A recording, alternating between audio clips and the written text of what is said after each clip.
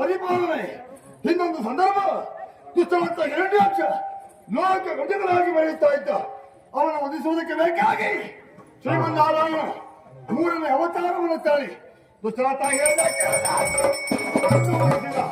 ಅವ ಮಾಡಿದಂತಹ ತಪ್ಪೆನ್ನುವುದು ಒಟ್ಟಿಗೆ ಭೂದೇವಿಯನ್ನ ಬಿಡಿಸಿದ. ತದನಂತರದಲ್ಲಿ ಎತ್ತಿದಂತಹ ಛಾಯೆಯನ್ನು ಶ್ರೀ ಶೈಲದಲ್ಲಿ ಬಿಟ್ಟು ವೈಕುಂಠವನ್ನು ಸೇರಿಕೊಂಡ. ಹರಿಹರನ ಮೂಲಕದಲ್ಲಿ ಆಗುತ್ತಾ ಇರುವಂತಹ ಅಧರ್ಮದ ಕುರಿತಾಗಿ ಆಲೋಚನೆ ಮಾಡಿ ಶೈವಕ್ಕೆ ಬೇಕಾಗಿ ಧರ್ಮ ಸಫಲಗೆ ನಾನೇ ಸರಿಯುವುದಾಗಿ ಭಾವಿಸಿ ಮತ್ತೆ ನನ್ನ ಮೂಲದ ಕಳಿಸಿಕೊಟ್ಟರು. ಹರಿಹರನಿಂದ ಅಪ್ಪಣೆಯನ್ನು ಪಡೆದೇ ನೇರವಾಗಿ ಭೂಲೋಕದತ್ತ ಬಂದೆ. ದಿವ್ಯ ದೃಷ್ಟಿಯನ್ನ ಭೂಲೋಕದಲ್ಲಿರುವಂತಹ ಮಾನವನ ಕುರಿತಾಗಿ ನೋಡ್ತಾ ಇದ್ದೇವೆ.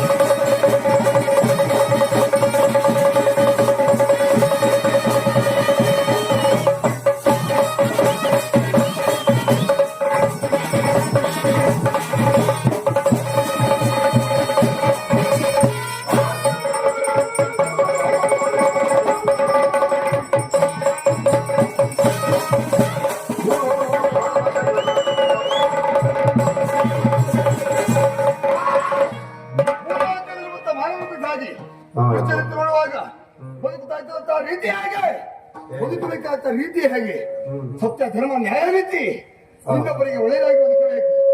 ಧರ್ಮಯುತರಾಗಿ ಬದುಕಬೇಕು, ಸಾತ್ವಿಕರಾಗಿ ಬದುಕಬೇಕು. ಅದನ್ನು ಮರೆತು ಬದುಕಬೇಕೆಂಬ ಉದ್ದೇಶದಿಂದ ಬೆಳೆದ ಕಾರ್ಯಕ್ರಮಗಳಾಗ್ತಾ ಇದ್ದಾರೆ. ಹೆಚ್ಚಾನು ಇನ್ನೊಬ್ಬರ ನಾಶವನ್ನು ಬಯಸುತ್ತಾ ಇದ್ದಾರೆ. ಒಳ್ಳೆಯ ಮಾಡುವವರಿಗೆ ಅನುಕೂಲಕವಾಗಿರುವುದಿಲ್ಲ, ಹಾಳು ಮಾಡುವಲ್ಲಿ ಮುಂದಾಗುತ್ತಾರೆ. ಅಂತವರಿಗೆ ಶಿಕ್ಷೆ ಆಗಬೇಕು. ಯಾಕೆ ಹೇಗೆ?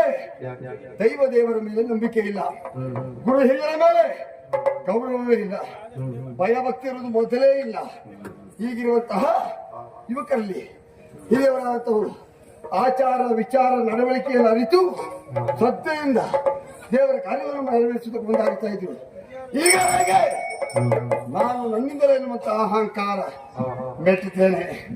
ಹಾಗೆ ಶಿಕ್ಷೆಯ ಮುಖಾಂತರವಾಗಿ ಧರ್ಮದ ಮಾರ್ಗವನ್ನ ತೋರಿಸಿಕೊಡ್ತೇನೆ.